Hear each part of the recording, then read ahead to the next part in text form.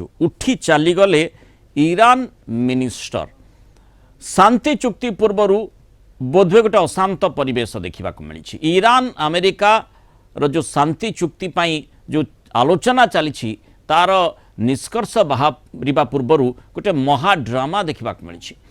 Trump का नुआ धमक पर ईरान प्रतिपक्ष टेबुल छाड़ी चलीगले। स्विट्जरलैंड रे अमेरिका ईरान आलोचनार प्रथम पर्यायर एभली देखा मिली गोटे नाटकीय मोड़।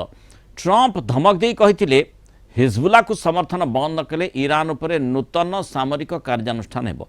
और ये धमक पर तेहरान चिहिकी जाइथिला। किछि समय पय आलोचना टेबल रु उठी चली जाइथिले ईरान रो प्रतिनिधि मंडल। तेबे दृश्य को देखि आश्चर्य होई जाइथिले मध्यस्थता करथबा पाकिस्तान एवं एमिति कि अमेरिकार उपराष्ट्रपति जेडी वैंस। यार वीडियो मध्य सोशल मीडिया रे वायरल होइछि जोंथिरे देखिबाक मिलिछि जे ईरान रो वैदेशिक मंत्री अब्बास अराघची पाकिस्तान प्रधानमंत्री शहबाज शरीफ अल्प किछि कथा होई निजर प्रतिनिधि मंडलीर सदस्यों सहित से स्थान छाड़ी चली जाउछंती।